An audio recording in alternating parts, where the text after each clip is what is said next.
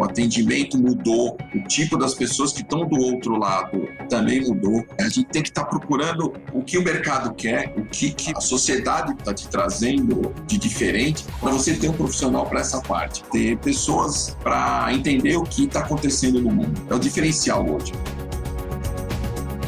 Você começa a navegar agora pelo Ondas Impressas, o seu podcast quinzenal sobre o universo da impressão.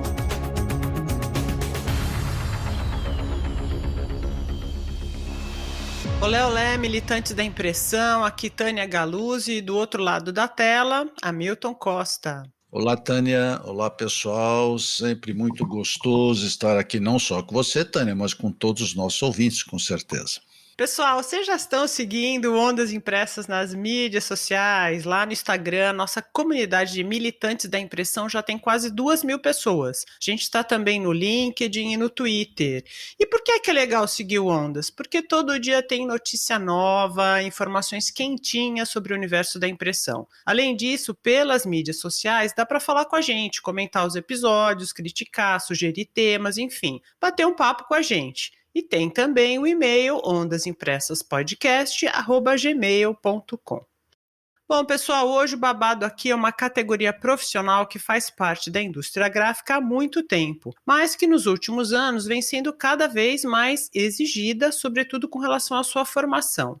Estamos falando do produtor gráfico. Essa elevação da exigência, claro, não é exclusiva dos produtores gráficos, ela está em todos os campos profissionais. Inclusive, acaba de sair uma pesquisa sobre a escassez de mão de obra qualificada no mundo. Realizada pela consultoria de recursos humanos Manpower Group, em 40 países, a pesquisa aponta que em 2022 cresceu o número de empresas com problema para preencher suas vagas. Aqui no Brasil, 81% dos empregadores pesquisados relataram enfrentar dificuldade na procura por trabalhadores com qualificação necessária. No ano passado, esse índice era de 71% e a média global em 2022 foi de 75%. É interessante observar que nos últimos 10 anos a porcentagem de empregadores com problemas nessa área oscilou bastante. Entre 2012 e 2018, esse índice caiu de 71% para 34%, mas desde 2019 a taxa vem crescendo, atingindo agora um pico. O índice também subiu mundialmente e os 75%, a média de 75%, configura o maior nível em 16 anos.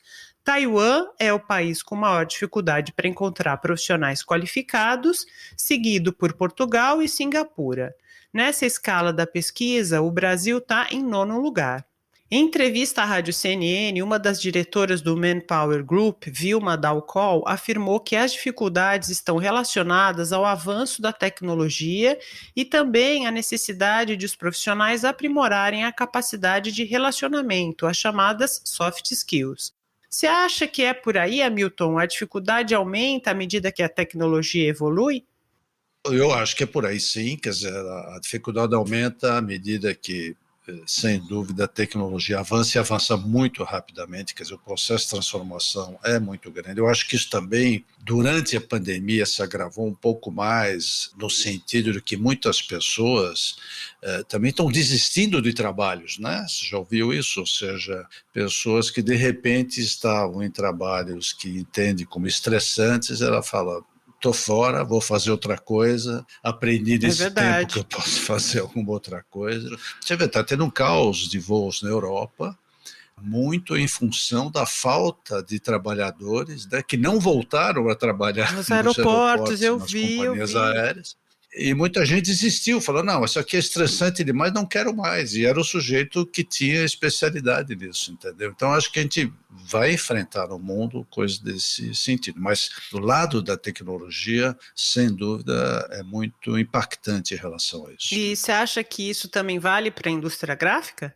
Muito. Eu vou dizer o seguinte, não faz muito tempo, até tive uma conversa com um grande amigo meu, que é o Marco Boer, que é o da IT Strategy dos Estados Unidos, é um dos grandes consultores lá dessa área, na área de impressão digital. Ele me relatava já da imensa dificuldade que gráficas americanas estão tendo para o recrutamento de jovens. De certa maneira, a gente passa um pouquinho perto disso, mas jovens que não querem ir para a indústria gráfica, entendendo que a indústria gráfica seria algo ultrapassado, quando ele ouve esses cânticos aí do digital, etc, etc. Claro que a gente tem muita tecnologia no setor, quando eles começam a se envolver e ver como é o estágio atual, isso também muda, mas é um agravante adicional. A atratividade do jovem, inclusive de filhos de empresários, a se manterem na indústria, tocando na indústria, tá?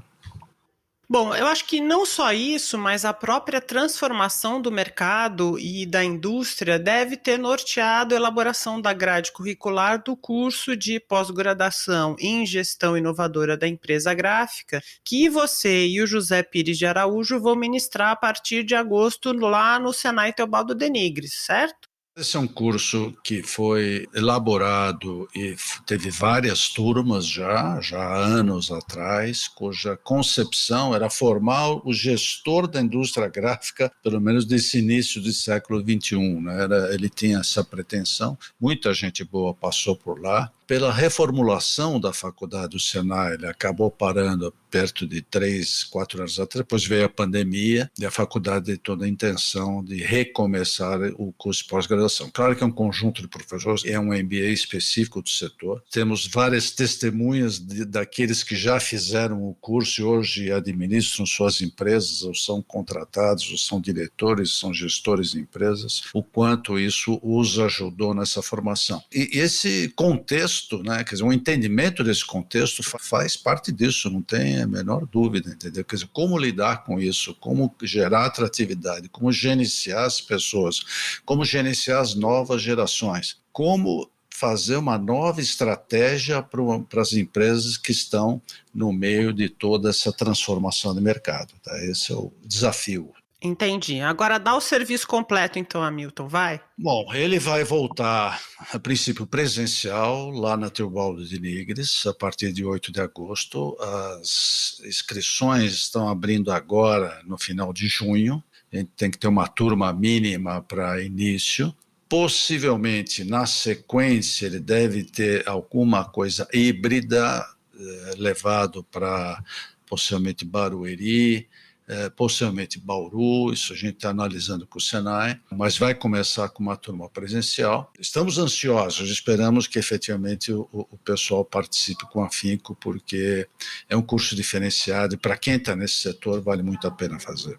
E para fazer a inscrição é lá no site da Teobaldo Denigres? É no site da Teobaldo Denigres, um site específico, entrar em pós-graduação, eles vão encontrar o Gestão Inovadora da Empresa Gráfica e vão encontrar lá também as informações para isso. Podemos também colocar link aqui com acesso ao que é requisito para inscrição, pode ser uma informação adicional do Ondas para o pessoal. Pode deixar, a gente põe então no descritivo, pessoal. Pois então, para esse episódio, a gente conversou com a Ana Fix, ex-aluna sua lá da pós, né, e produtora gráfica, voltando aqui para a produção gráfica. Ela fala sobre a sua trajetória, sobre as habilidades esperadas hoje de um produtor gráfico, sobretudo daqueles que atuam nas agências de produção. Para quem não está familiarizado com o termo, calma lá que a Ana vai explicar. E falamos também com o Sérgio Brusco, diretor da gráfica Escala 7, aqui de São Paulo, justamente sobre o relacionamento da gráfica com essas agências, tá? Antes deles, um pouquinho de história, gente. Fazendo o roteiro, eu fiquei curiosa em saber quando o produtor gráfico, nos moldes que a gente entende hoje, começou a atuar no Brasil. E eu fui perguntar para o Norberto Gaudêncio Júnior, professor e pesquisador no Mackenzie e autor dos livros A Herança Escultórea da Tipografia e Cultura Gráfica. Tânia, assim, como profissão reconhecida em carteira, eu não saberia dizer. O que eu tenho percebido do que eu tenho estudado, né, sobretudo essa coisa dos artistas imigrantes que vêm para cá, é que muitos deles acabaram atuando também como introdutores de inovações gráficas. Então, vejam só, quantos não foram trabalhar, por exemplo, na gráfica Nicolini, trabalhar internamente lá, né? Eles não trabalhavam só como criativos ou como designers, eles também atuavam como produtores gráficos. Então, a gente tem aí uma espécie de uma importação também de uma expertise de habilidade que é um expertise técnico também. Eu gosto de falar da Nicolini porque ela é um case muito interessante, porque ela trouxe para dentro dela muitos artistas gráficos e fotógrafos europeus que foram absorvidos muito mais por seu expertise técnico do que exatamente pelos que eles tinham a contribuir em termos de inovação, em termos de design. Então, você tem o caso aí do Jorge Haddock, que dizem que trabalhou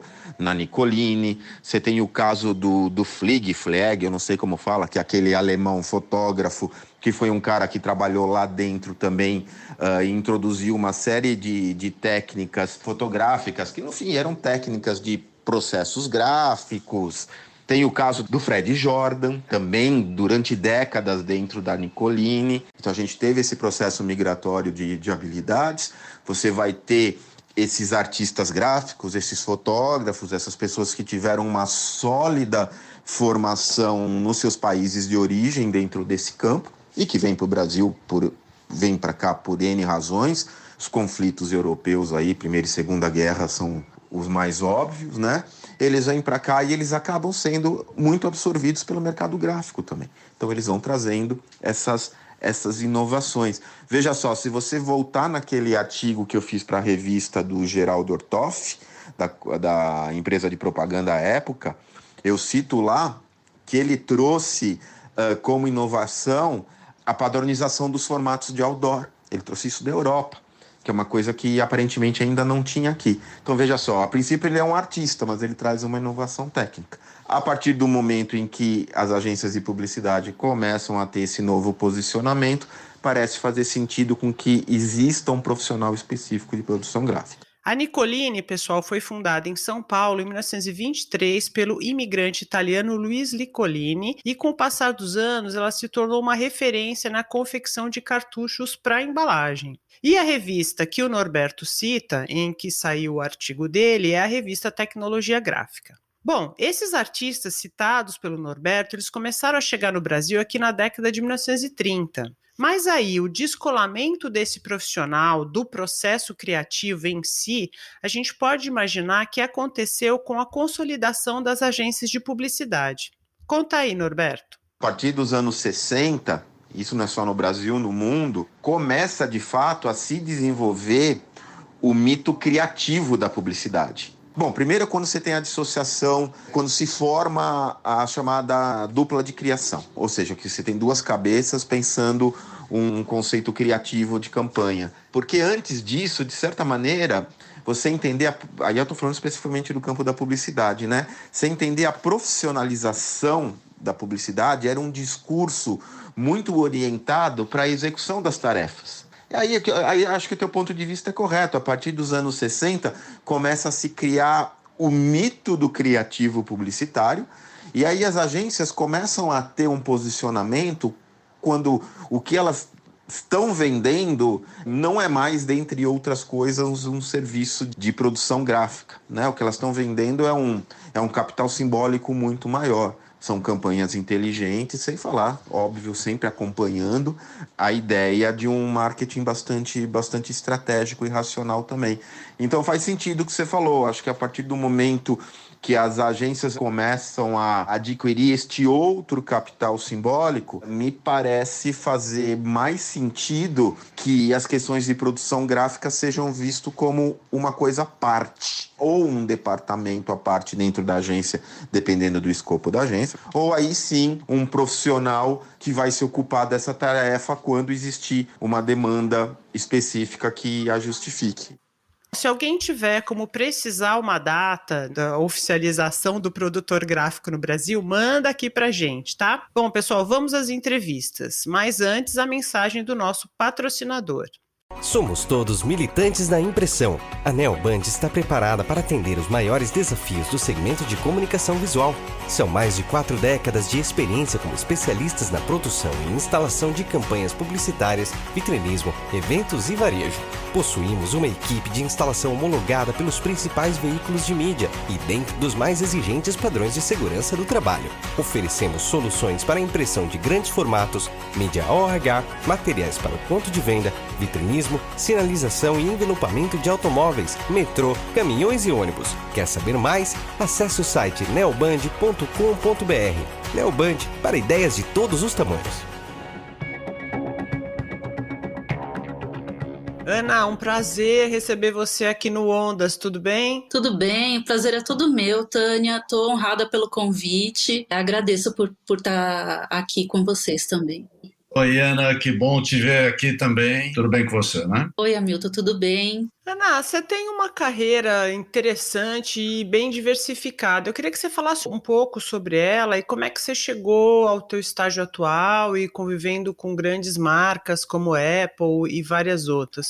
Conta um pouquinho pra gente da tua trajetória. Bom, eu sempre trabalhei em grandes indústrias, aliás, desde o meu primeiro emprego, e sempre me interessei por línguas e viagens. Só que eu nunca cedi às pressões para me desviar do que eu realmente tenho talento. Meu pai, por exemplo, queria que eu fosse advogada. Nesse primeiro emprego que eu trabalhei era uma farmacêutica, e inclusive eu trabalhava em recursos humanos. Então eu tinha uma pressão na época da faculdade para deixar a minha faculdade, que inclusive era de design gráfico, para me dedicar aí numa parte mais administrativa. Eu acho que é uma carreira diversificada no que diz respeito aos tipos de indústrias, né? Trabalhei em farmacêutica, alimentícia, de tecnologia, agências que atendem grandes marcas. E é justamente por esse último, que as agências, que eu acho até que o trabalho é mais específico, mais de especialista do que generalista ou diversificado. Não sei se vocês me entendem. É específico, mas dentro de grandes empresas. Você chegou a trabalhar na Apple. Sim,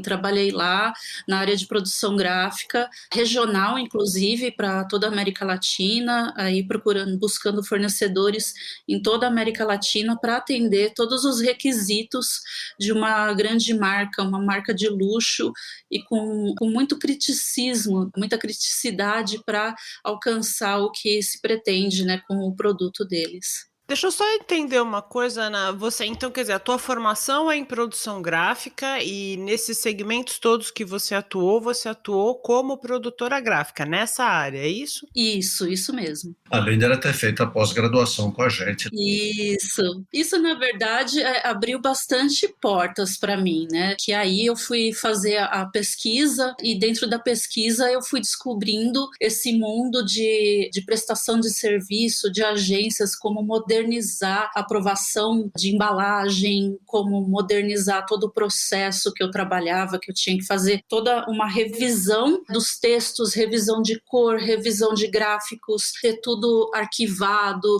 ter histórico de tudo isso. Então foi nessa época aí que eu tive contato tanto com os profissionais da área, como um desejo meu de implementar um projeto dentro da empresa que eu trabalhava. Então, você tem trabalhado, você falou, com agências de marketing, dão total assistência a clientes, especialmente marcas internacionais. O que faz exatamente essas agências e mais ou menos quantas delas existem no Brasil? Você tem uma ideia? Qual seria a melhor maneira de a gente chamar, dar dominação para essas agências? Agência de marketing mesmo ou agência de execução de marketing, compras e produção? Esclarece um pouquinho isso. Bom, é mais comum denominar essas agências como agência de produção ou outsourcing, no inglês mesmo. As grandes marcas contratam essas agências para gerenciar fornecedores, ou seja, como somos especialistas no que diz respeito aos serviços de marketing, somos responsáveis por alavancar a qualidade dos materiais, percepção do consumidor através das cores e padronização dessas cores nos diversos materiais de divulgação.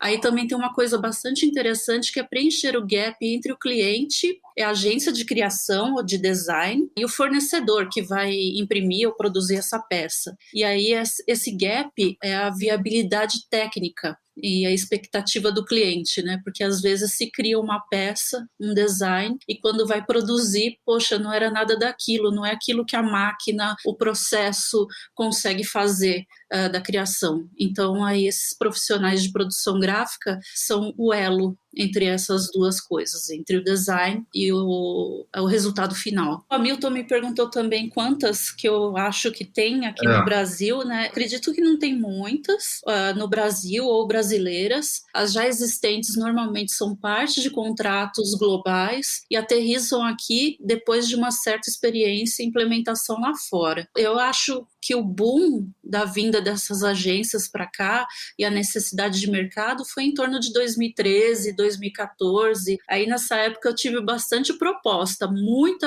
agência, muita empresa de grande porte. Foi aí nessa época que eu entrei na Apple também, foi mais ou menos por aí. A minha sorte é que eu estava preparada, né? Aí eu consegui chegar lá. Entendi. E por quê, hein? Por que 2013, 2014? O Brasil estava muito bem lá fora, né? Então a economia estava legal, estava bacana e as marcas queriam vir para cá, se estabelecer vir para cá, se estabelecer e queriam, na verdade, ter uma padronização no mundo inteiro, ser enxergada do mesmo jeito por consumidores do mundo inteiro, que é a padronização de cores, padronização de materiais. Então, por isso que foi mais ou menos nessa época que teve bastante agência vindo para cá. Claro, então vocês, como você falou, vocês atuam como um elo, como uma ponte entre esses agentes. Isso. Essa atuação, ela chega a interferir nos processos de negociação dos pedidos ou a atuação se concentra mais no processo produtivo? O que eu estou querendo entender é a extensão do teu trabalho, né? Em que momento que você é acionada, onde você começa a atuar e aonde você entrega e fala aqui, essa etapa é sua. Tudo depende do contrato com o cliente. É possível fazer a gestão geral do fornecedor, da produção, como eu falei para vocês, mas também com a colocação de pedidos, inclusive com negociação de preços e prazos. Trazer savings para o cliente, seja por preço, por custo, revisão de matéria-prima, insumos, a gente revisa tinta, verniz, laminação, ou então um processo produtivo. A embalagem, por exemplo, se tiver muita etapa, a gente verifica, vê se é necessário também para redução de custo. Você falou uma expressão que eu não conheço, trazer savings para o cliente, o que é isso? É trazer economia. Entendi, redução de custo. Redução de custo. Agora, você falou um pouco dos materiais que você trabalha, né? Quer dizer, em que tipo de material efetivamente essas agências cuidam, que tipo de material impresso, né? E em que tipo de mercado e que tipo de materiais você tem trabalhado? Nossa, é variado, né? Hoje, especificamente, estou trabalhando com materiais de pontos de venda. A gente chama de materiais permanentes, que são aqueles que são feitos com ferro, aço, alumínio, e aí tem algum tipo de impressão para comunicar a marca. Tem materiais também de papelão, materiais com papel cartão, todo material promocional, que é a parte de folhetos. E aí tem agências que atendem até editorial, embalagem. A editorial também? Também. A editorial, eu participei de alguns processos em que eu tinha que lidar até com os médicos também. Era um editorial bem específico de indústria farmacêutica. Aí existia uma negociação com os médicos também, que eles escreviam o artigo e ficava negociando o prazo com a editora que lançava, né, o material e a gráfica que produzia, né? Também a parte de brindes, displays de pontos de venda, decoração de escritório também, vi muito disso, material de decoração de vitrine, adesivação, letra caixa, todo esse tipo de coisa faz parte, material de marketing, né? Tudo que é material de divulgação entra numa linha de produção, é o que uma agência é capaz de prover para uma marca grande. Então, pelo que eu estou entendendo, você atua durante todo o processo produtivo, porque se você está lá no início, né, negociando com o fornecedor, depois você vai acompanhando isso. Imagino, né, num trabalho, por exemplo, de comunicação visual, onde você tem instalação, imagino que você até possa acompanhar essa instalação, quer dizer, você acompanha todo o processo? Sim, sim. E dentro esse acompanhamento, como é que é o relacionamento com o fornecedor de impressão? Como o fornecedor de impressão vê você, vê o trabalho do produtor gráfico nesse escopo que você está falando para a gente? E eu queria também saber se você já teve que desenvolver um fornecedor para um novo produto ou para um novo material. Bom, as gráficas já estão bastante acostumadas, né, com o nosso processo e com os requerimentos que acaba parametrizando o mercado. Eles gostam de saber que a concorrência agora não está mais tão acirrada, porque a gente tem o mesmo requerimento para todos, a gente padroniza tudo, a gente pede certificações, pedimos que eles estejam em um certo padrão. E aí isso ajuda com que qualifique o mercado, que eles estejam preparados também, e eu ouço muito que eles gostam disso, porque aí a concorrência é leal. Eu já tive que desenvolver muitos fornecedores, dependendo da marca, leva mais de um ano para você aprovar um protótipo,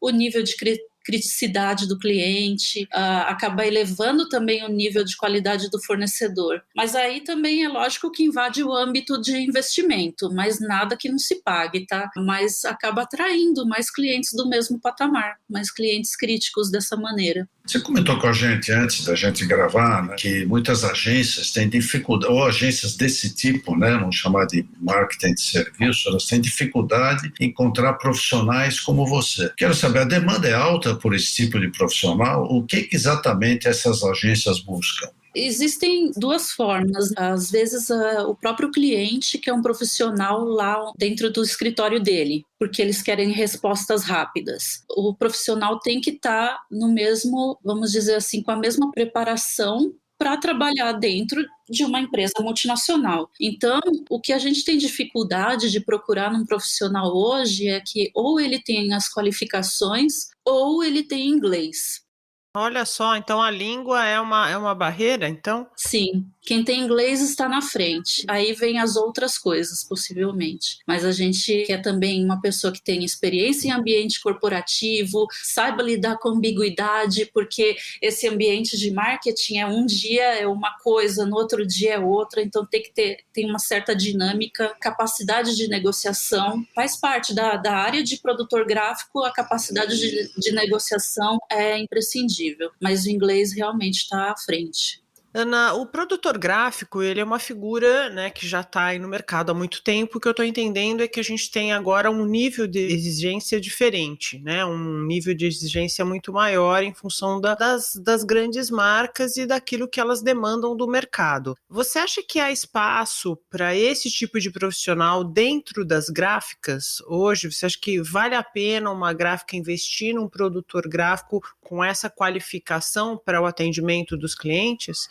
Com certeza, Tânia. Se a gráfica fornece para empresas multinacionais, inclusive as agências, é imprescindível ter um profissional qualificado à altura. Inclusive porque tem requerimentos, especificações de materiais que chegam em inglês, os equipamentos e os softwares são operados em inglês, até a linguagem da área exige essa especialização. Além de que está preparado no geral, né? Preparado assim para mudanças em tecnologia também, a requerimentos e inovações que vêm de lá de fora. Eu acho super importante uma gráfica ter um profissional desse tipo para poder falar de igual para igual. E você tem encontrado isso nessas gráficas com quem você tem trabalhado? Tenho sim. Às vezes tem alguma falta ou a gente tem que explicar um pouquinho mais, mas as empresas que trabalham já com agências já foram treinadas, já contrataram profissionais para isso sim. Agora, estendendo só um pouquinho mais, aí aqui prestando um serviço para o pessoal que está nos ouvindo, a formação desse tipo de profissional, ele começa com design gráfico? Por onde começar? Alguém que está pensando em investir numa carreira ou, né, incrementar a sua carreira? Qual que é a formação necessária? Existem qualificações na área de produção gráfica, mas universidade mesmo, que eu tenho certeza, é design gráfico, e aí depois se especializa nisso. Ou então, trabalhar na própria área gráfica acaba adquirindo bastante experiência. Além de que a própria nossa, isso foi imprescindível para a minha carreira. Tá certo, Ana. Agradeço bastante. Não sei se o Hamilton quer complementar alguma coisa. Não, eu só queria dizer, primeiro eu conheço a Ana há bastante tempo, bastante bem, desde que ela foi aluna e acompanhei a partir daí o trabalho dela. Ela fez realmente trabalhos incríveis em termos de desenvolvimento de fornecedores, desenvolvimento de produtos. É um desafio bastante grande, né, Ana? Isso, não, poxa vida, Milton, obrigada. É um baita desafio, principalmente trabalhar com marcas que a gente gosta, né? A gente tem um carinho especial pelas marcas e a gente quer também que o público reconheça isso. Então, estar preparado e ajudar todas as empresas, não só as agências, mas as marcas também, é bastante gratificante. Obrigada pela sua participação, te agradeço, um grande beijo. Eu que agradeço, obrigada a vocês. Um abração.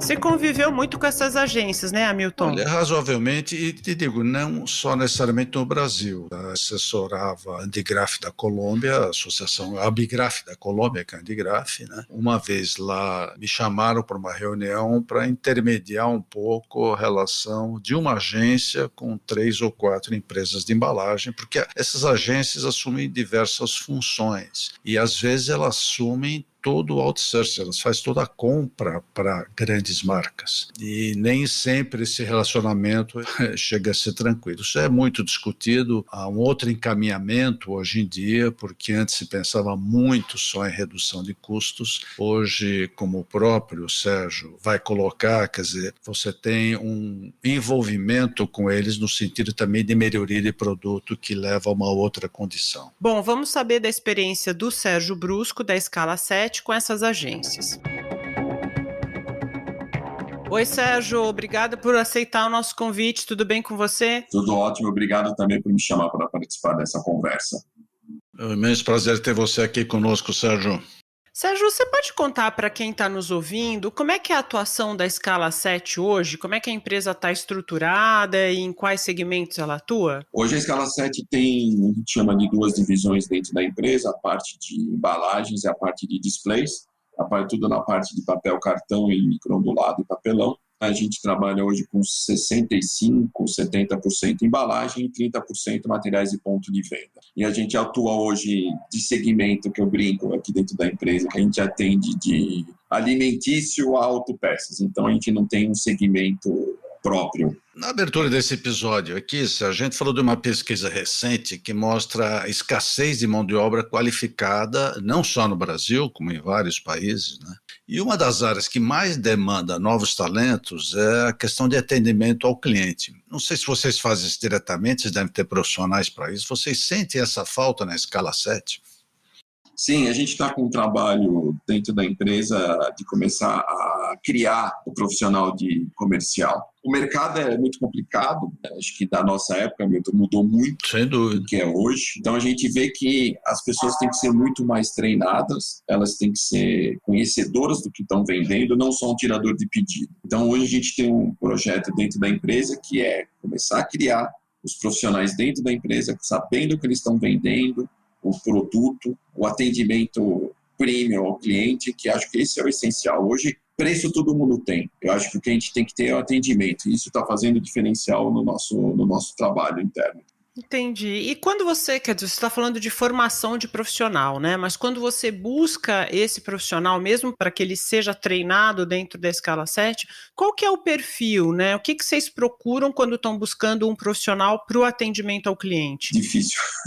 A gente já pegou gente de outros segmentos. É o estudo, o que a pessoa tem de conhecimento, estudo, desenvoltura, tudo isso que a gente procura num profissional. A gente tenta procurar pessoas com formação acadêmica de faculdade, dependendo até do sistema, também para a gente ter um profissional mais certeiro para a gente treinar e atender nossas pontas, né? Acho que vai bem ao encontro do que essa pesquisa mostra, porque ela fala muito em soft skills. Então, eu acho que é isso que quando você fala, eu não busco um profissional da área gráfica, eu busco um profissional com conhecimento. Eu acho que é muito por aí, é a postura do profissional, né?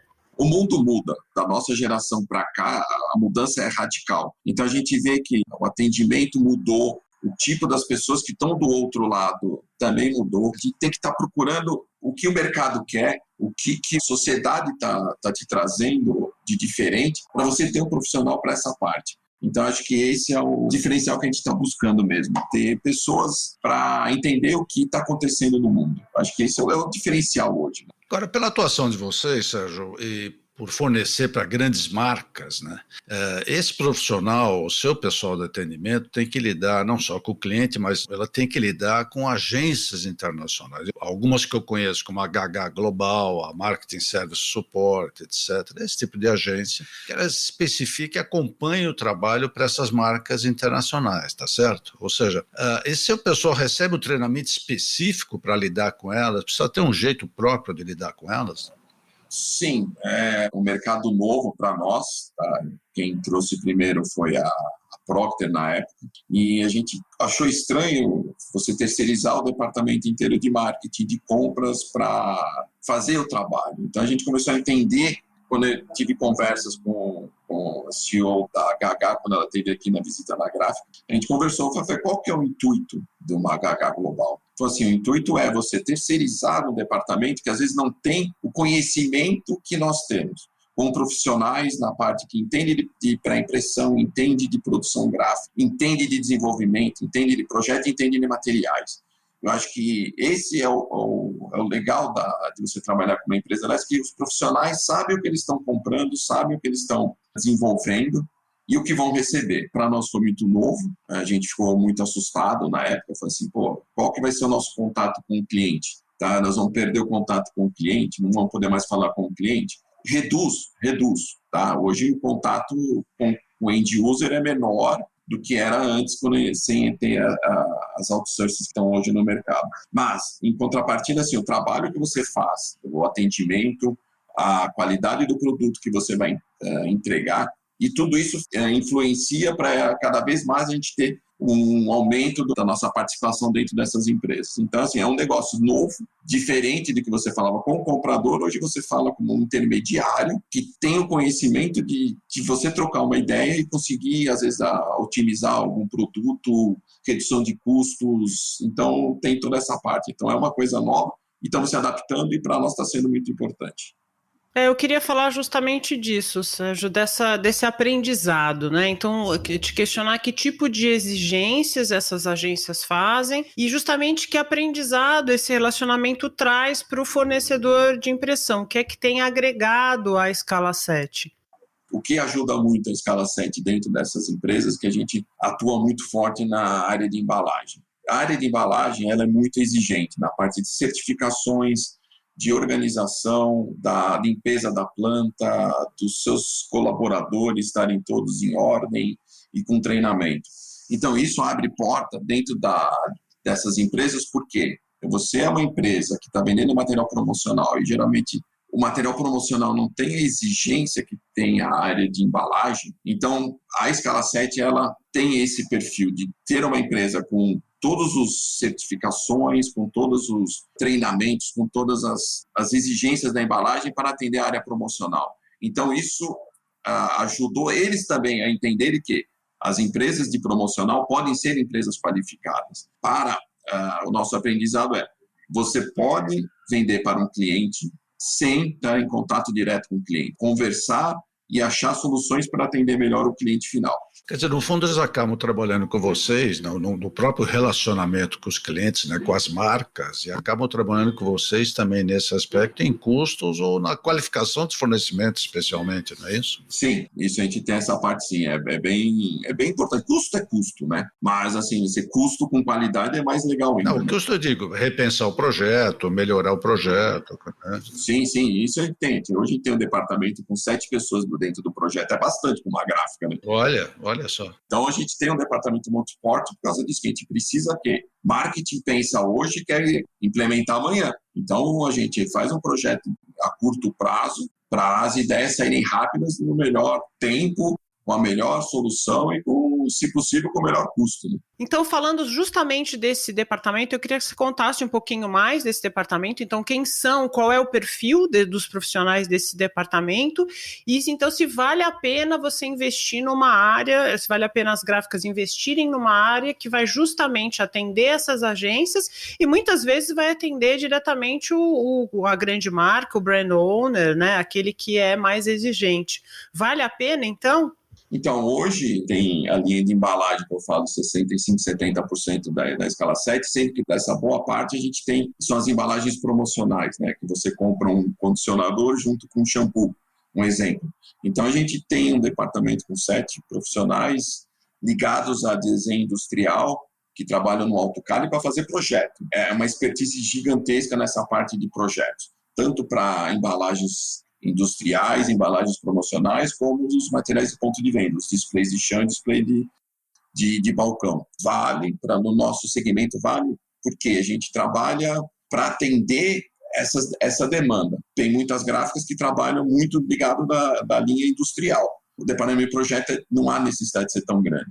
Só que a gente atende essa parte de promocional, e isso é um diferencial da escala 7 hoje. No nosso caso, a gente investiu forte nesse departamento, que rende frutos para a gente. Perfeito, Sérgio. Não sei se o Hamilton quer complementar alguma coisa. Só queria mandar um abraço para o Sérgio, né? Nós falamos que nos conhecemos desde antes dele se casar, quando ele já está casado há 42 anos. Ainda falta um pouco. Sempre um prazer te ouvir, Sérgio. Um grande abraço. Obrigado pelo seu tempo. Bom, muito obrigado pela oportunidade de falar um pouco do mercado. A gente está portas abertas, se precisar de alguma coisa, estamos sempre abertos à conversa. Tá ótimo, Sérgio. Muito obrigada. Obrigado por participar aqui do Ondas Impressas. Um abraço.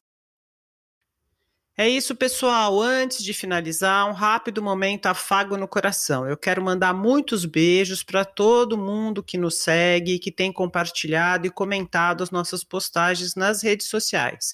Em especial, beijos para o Reinaldo Dini, para o Afonso Ferreira, para o Luiz Dejane e para a Diana Maldonado. Valeu, gente! A Diana é da Colômbia? Não sei, acho que sim. Diana Rivera Maldonado, querida amiga, que faz parte do nosso grupo SIGLAT da América Latina, que é o grupo de especialistas que a gente tem na região. Obrigado, pessoal. Um grande abraço a todos. Sempre bom tê-los aqui conosco. Até o próximo, pessoal. Um beijo.